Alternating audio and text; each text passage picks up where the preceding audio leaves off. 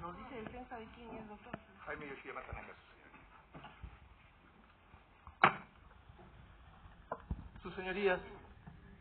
No es un secreto que el proceso judicial, y particularmente el proceso penal, emula al proceso científico o al método científico.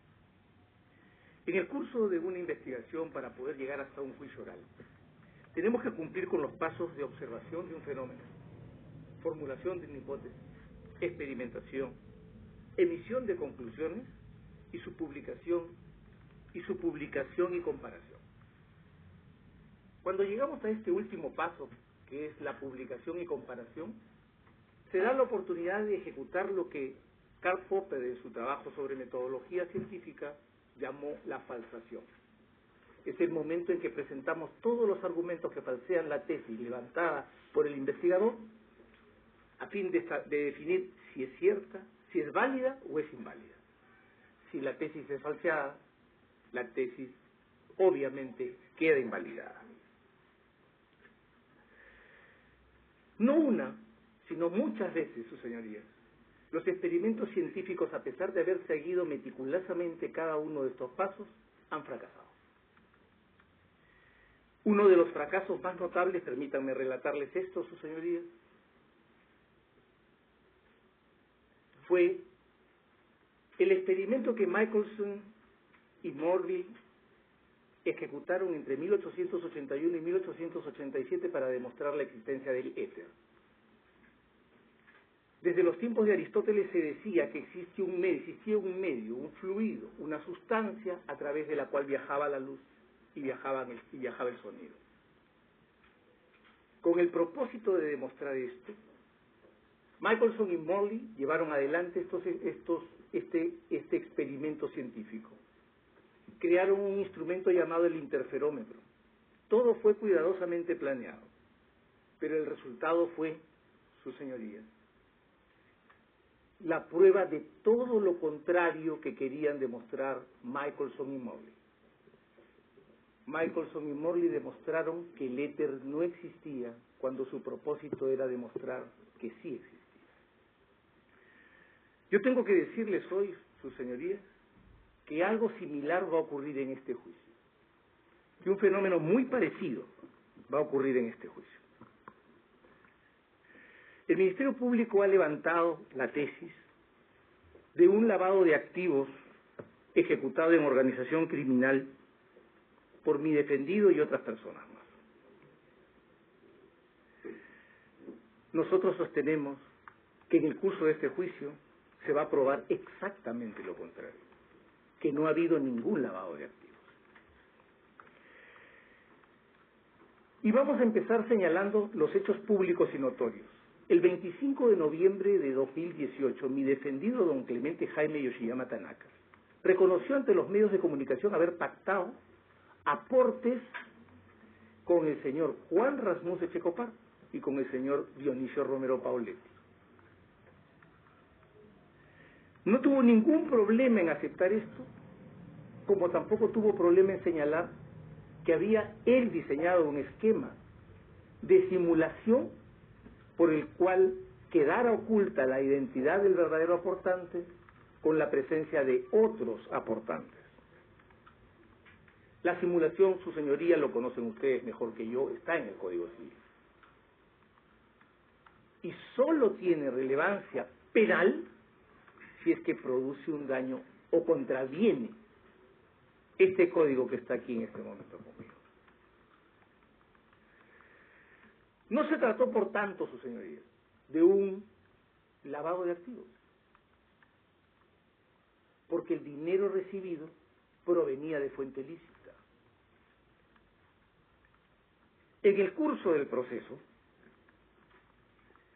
el Ministerio Público les ha dicho tres cosas en su alegato de apertura acerca de los aportes.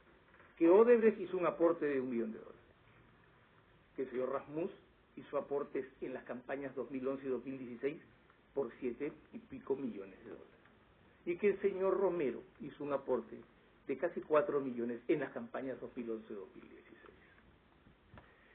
En orden al aporte de Odebrecht, lo único que la defensa tiene que decir es que se sentará tranquilamente a esperar que lo pruebe.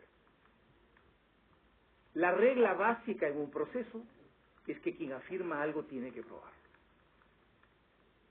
Esperaremos serena y tranquilamente a que vengan los testigos del Ministerio Público, a que el señor Jorge Barata pueda ser contrainterrogado ante ustedes, no en la semiclandestinidad de las diligencias fiscales, sino ante ustedes, en el plenario, ante la opinión pública, con el control de la opinión pública, para que nos explique y les explique a ustedes las variaciones continuas de su versión sobre el supuesto aporte. Y la defensa se apegará a la primera declaración que hablaba de que le trajeron dinero en efectivo y esperará que traigan a los directivos de la Caja 2 para que nos digan cuándo enviaron dinero en efectivo al Perú. Y para que nos digan si es verdad o es mentira que las sentencias en Brasil establecen que solo hubo 14 doleiros en Brasil y que los doleiros no tenían como finalidad trasladar dólares, sino recibirlos y cambiarlos a reales para entregar dinero en Brasil.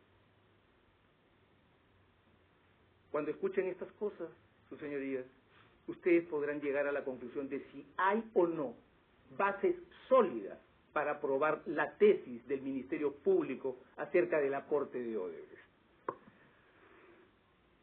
En orden al aporte del señor Rasmus,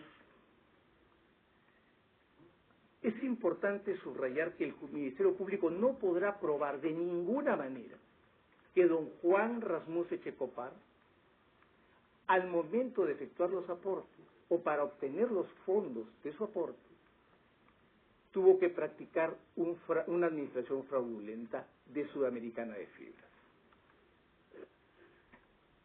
Cuando lo que en realidad, y como ustedes van a poder ver con la declaración de los ejecutivos y directivos de Sudamericana de Fibras, estará aquí su gerente general, estará aquí su contador general, estará aquí su auditor, les dirán que hacia marzo del 2010, cuando no había campaña electoral, cuando don Clemente Jaime Yoshiyama Tanaka no se había reunido para nada con el señor Rasmus, el señor Rasmus, a través de un vehículo suyo, una empresa llamada South American Mineral, le prestó más de 10 millones de dólares a Sudamericana de Fibras. Y entonces, cuando concurran estas personas, que son testigos del Ministerio Público, les preguntaremos si realmente se depositó en la cuenta de Sudamericana de Fibras esa suma. Si esa suma quedó registrada en la contabilidad de Sudamericana de Fibras. Además, si es que esa suma fue expresada en un pagaré y si en ese pagaré se anotaron o no se anotaron las amortizaciones de ese préstamo. Y más aún, que como la suma excede el monto de los aportes del señor Rasmus, hubo un restante, hubo un excedente, y le preguntaremos también, y ustedes oirán la respuesta, si el señor Rasmus lo cobró y dispuso libérrimamente de él como dispuso para hacer el aporte. Cuando esto termine, cuando esta parte termine, sus señorías, ustedes tendrán que preguntarse si cobrar una deuda y disponer del dinero recuperado de la deuda constituye administración fraudulenta, origen de un delito de lavado de activos. Así de sencillo. En el caso del aporte de Credicorp, aquí vendrá el señor Dionisio Romero Pauletti, su señor. Y Dionisio Romero Pauletti les contará si bajó 17 veces a la bóveda del banco para sacar dinero. En segundo lugar, les dirá si BCP y Credicorp son lo mismo. Y les explicará si el aporte fue de Credicorp o no. Y si el aporte fue de Credicorp, le preguntaremos si las infracciones en la operación bancaria hacían de su dinero un dinero de origen ilícito. O si por confundir al banco al BCP, con Credit Corp estamos creyendo que las infracciones del BCP son infracciones atribuibles a Credit Corp. Credit Corp es el cliente del banco, BCP es el banco. ¿Podría diferenciarlos? Esperemos que el señor Romero Pauletti nos muestre la diferencia. Cuando eso ocurra, además le vamos a preguntar al señor Romero Pauletti si ha sido procesado, investigado, procesado, acusado o condenado por administrar fraudulentamente los fondos de Credit Corp. En ese momento sabremos, señorías, si el señor Romero Pauletti cometió un delito de administración fraudulenta para obtener dinero que se lo dio a Jaime Yoshiyama. Como en el caso anterior, en el que más o menos la tesis es que don Juan Rasmus le robó a Juan Rasmus para darle el dinero al señor Yoshiyama para que lo lave en la campaña de la señora Fujimori, preguntaremos al señor Romero si el señor Romero le robó al grupo Romero para darle dinero al señor Yoshiyama para que lo lave en la campaña de la señora Fujimori.